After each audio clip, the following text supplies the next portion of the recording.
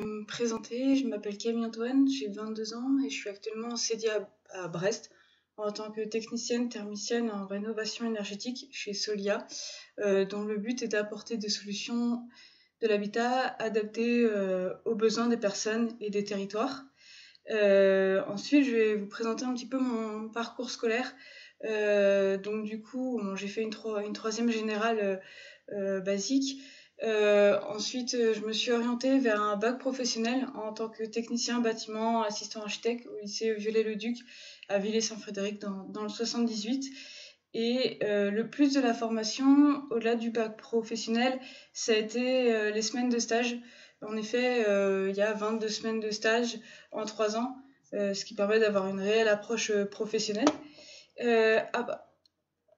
Après le bac, j'ai eu un besoin d'approfondissement des matières techniques par rapport, en fait, je me suis rendu compte que j'en avais besoin par rapport au stage que j'ai pu faire. Donc du coup, je me suis orientée vers un BTS bâtiment au lycée Saint-Lambert, donc 2 ans de BTS et 8 semaines de stage, pareil, qui m'ont permis de continuer à approfondir mon côté technique et puis de voir sur terrain le concret en fait de ce qu'on apprend en cours. Et ensuite, après le BTS, j'ai décidé, afin d'approfondir mon relationnel et les méthodes de négociation, puisque oui, il faut savoir que du coup mes semaines de stage, je les ai fait en réhabilitation milieu occupé. Je vous présenterai un petit peu ça un peu après. Donc du coup, pour approfondir les méthodes de relationnel, négociation, j'ai effectué une licence professionnelle management de conduite de travaux à l'ESTP à Cachan. Donc ça, je l'ai fait en alternance. L'avantage de l'alternance, c'est d'appliquer en direct ce que tu apprends en cours, puisque du coup, on avait quand même des grosses périodes du coup en entreprise. Mais il faut savoir aussi qu'il faut se sentir prêt pour faire de l'alternance par rapport au rythme de travail qui est complètement différent. Puisque du coup, il faut allier le rythme de travail, le rythme des cours, mais même pendant qu'on est en entreprise, il faut travailler aussi les cours par rapport au projet qu'on peut avoir à rendre. Puis il y a une certaine maturité aussi à avoir. Et lors de cette alternance, j'ai réalisé un mémoire sur l'enjeu social d'un chantier de réhabilitation, pour le coup, qui m'a vraiment permis d'approfondir la vision que les gens extérieurs ont d'un chantier et de comprendre le but complet en fait d'un chantier de ce type-là et de faire au-delà du fait qu'un chantier, ça améliore un bâtiment, ça rend entre guillemets plus beau un bâtiment, ça sert un bâtiment. Derrière, voilà, les gens ne comprennent pas forcément toujours pourquoi on est là et ça m'a vraiment permis d'approfondir tout ça. Donc si vous avez envie d'en parler, voilà, je pourrais toujours être disponible pour voir tout ça avec vous et en parler plus amplement. Ensuite, du coup, mon parcours professionnel par rapport au stage, aux périodes d'apprentissage. Donc, du coup, j'ai fait 22 semaines de stage en bac pro. J'ai commencé par 2 semaines de stage en cabinet d'architecture. Et puis, le reste, je l'ai fait sur chantier. Et donc un chantier, voilà, comme je vous disais, de réhabilitation mi-occupée, donc de plusieurs types de chantiers dans différentes entreprises. Ensuite en BTS, donc 8 semaines de stage sur des chantiers similaires, pas du tout dans la même entreprise et pas du tout dans les mêmes quartiers, avec l'approche du coup sociale et le côté humain, en tant qu'assistante conductrice de travaux, avec en charge environ 5-10 personnes, suivant les équipes que j'avais. Et puis ensuite, du coup, j'ai réalisé 1 an en alternance sur chantier, pareil, sur un chantier milieu occupé, en tant que conductrice de travaux en charge de plusieurs équipes. Donc là, c'était des équipes environ de 5-10 personnes, mais la particularité, c'est que j'avais du coup un chantier complètement en gestion autonome, donc complètement à ma charge, et un chantier où j'étais le conducteur de travaux présent sur place.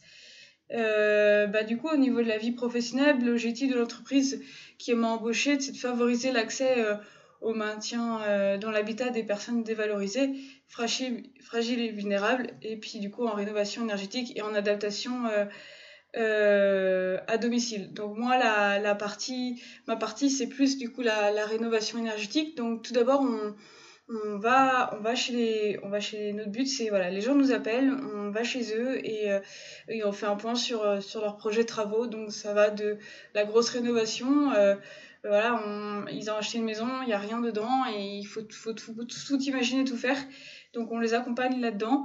Et ensuite, du coup, on les aide à trouver des entreprises pour que les entreprises viennent faire des devis, qui est pas toujours facile.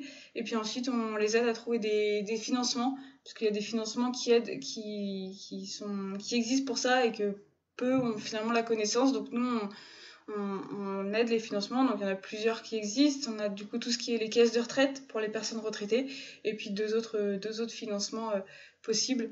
Et du coup, je suis en CDI là-bas, donc à Brest. Et donc du coup, mon poste, le nom du poste, c'est technicien rénovation, amélioration de l'habitat. Ensuite, du coup, la question qui m'est posée, c'est est-ce que j'apprécie mon métier? Oui, j'apprécie mon métier. Tout d'abord et c'est pour ça que j'ai voulu faire ce métier-là et dans cette branche-là du bâtiment, pour son côté humain, social, être à l'écoute, actif, se sentir utile et montrer qu'en tant que femme, nous n'avons pas de limites et donc il faut faire autant qu'un homme, mais aussi l'imprévu va être aussi la routine quotidienne, parce que c'est vrai que du coup, chaque rénovation est différente, chaque maison est différente, comme j'ai pu le faire en alternance, chaque chantier est différent d'un point de vue du quartier, du chantier et de l'approche qu'il faut avoir, même si la base est la même, chaque jour est différent. Moi, ce qui me plaît le plus, c'est vraiment être sur le terrain, découvrir de nouveaux aspects du métier. À ce jour, et puis maintenant, mais lors de mon alternance, apprendre à passer outre certaines minorités qui n'ont pas l'habitude de cette place de la femme, peut-être avoir l'impression de devoir faire plus. Alors c'est pas utile en fait, chacun doit accepter ce qu'il vient, et nous en tant que femmes, ne pas se poser mille questions inutiles, faut-il y aller, on sait pourquoi on est là et on a voulu, on va pas laisser trois personnes nous gâcher la vie. C'est vraiment important, voilà, de savoir passer outre de cela, et de garder en tête le projet initial qu'on avait, et que voilà, c'est pas certaines personnes qui vont nous faire changer, ce pourquoi on est en formation.